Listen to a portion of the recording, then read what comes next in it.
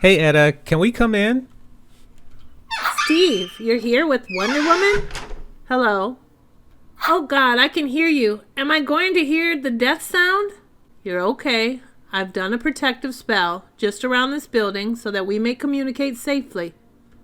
Sorry to barge in, ladies. Diana, this is Etta Candy and her sister Gia Candy. Ladies, this is the woman who saved me in hell. Diana of the Wild of Isle.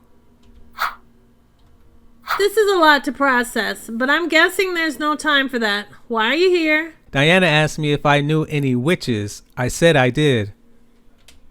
Wait, me? Fear not, Gia. I come seeking only some ingredients, no more. I had to use the last of some things for a spell to deafen the city. You see, to fight this creature, I really do need my arm back. The prosthetic is a powerful weapon, forged in fire by Hephaestus himself, but it is no match for what it replaces, and what I face is perhaps beyond me, even at my best and strongest. Arms are good to have. Remember all the times I mercilessly teased you about Diana and how she couldn't possibly be all that you were describing? Vividly. Yeah, you undersold. Told you. I don't know that we'll have a skin of Prometheus. Ironically, Gia, most of the ingredients hardest for me and my mother to acquire are quite common here. Let's see.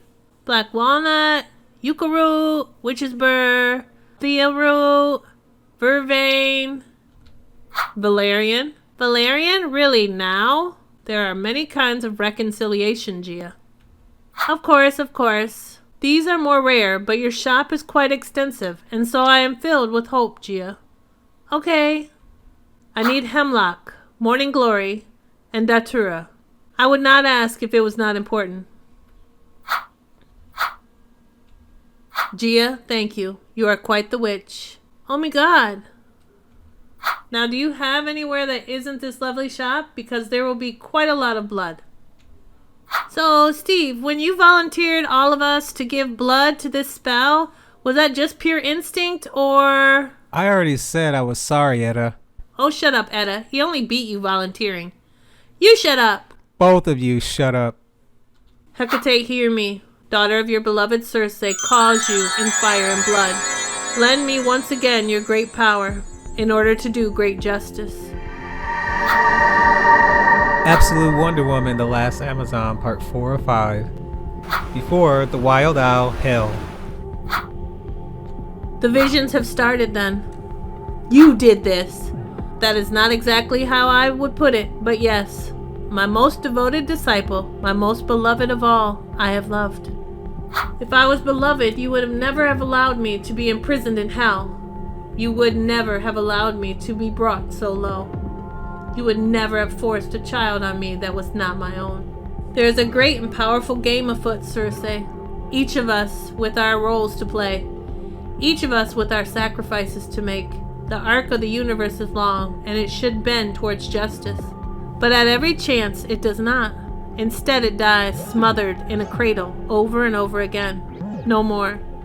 A new path has been set, but many were broken to see it. Some minds, some bodies, some hearts. When I too was asked for what was most sacred to me, I could not blink. I would never. You will. And that is how I know that this is the case. What was right for me, for the world, and for Diana also happened to be right for you. You may look upon me, Circe, most beloved of all my beloveds. Look upon Hecate and know you are blessed and will be remembered. From that night on, the visions came not regularly, but from time to time. Flashes of what Diana would be to the world, of how she would suffer and also persevere. How the goddess's great plans would knit together so carefully that nobody could see her until it was too late. And also of how lonely I would be, trapped here without her. I had a bad dream. Yes, me too. It was this night I began plans to make her first lasso. Built with love and pain, magic and fire, it would be called Sacrifice. Like Diana's love, it would be transformative. What? What was your dream about, Mama? The future. And like my love, it would be a prison. Gateway City, now. In your honor, Hecate, I will prevail or die. Thank you, my friends. My strength is fully returned. I owe you a debt, and it will not be forgotten. You have like a full pint of blood on your face. Probably should clean that off before you go. Thank you, Etta. You wrote this? Yeah. When we arrived, you were going out to help despite the danger. Seemed like the right thing to do. It was. Your job is something with protecting people. Yes, no. I used to be a detective in Gateway City. And now?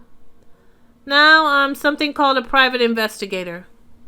So, similar work, but now you work for yourself, yes? You have quite the way with words, you know. Do I? Yes, you somehow make everything seem better than it is. Hopeful. I can live with that.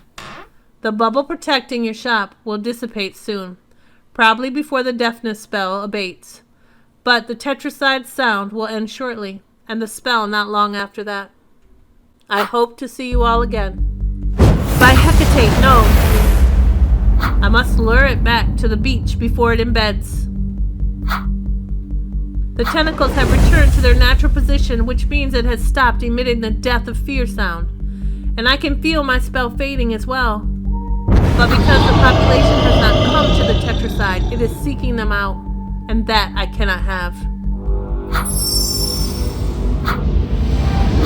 Hello, my friend. I've had a very big idea for you. You're going to love it. But first, we must bring the tetracide back to the beach, away from the civilians. Be what it most craves. All magic has a price, it is known. Hold fast, Pegasus. That price can have many facets, like using a tool that is the exact sound of what will happen if you fail. Your own nightmare come alive. It was a good idea the first time, but I just hadn't thought big enough. Half the battle is choosing the right weapon. And so, all is not yet lost. Pegasus, now! Goddess Athena, aid your humble servant in striking true. Let the Athena blade break upon it as waves cutting through stone. Mother, though I am far from home, lend me your strength, your conviction, your indomitable will. Thank you, Mother. Where's Commander Cole? He's still evacuating citizens on the ground, sir. We haven't heard from them since the city went deaf. Callie, you're the damn National Security Advisor. Advise already. The White House, Washington, D.C. Mr. President, I'd say even if she killed that thing, we still have a very big problem on our hands.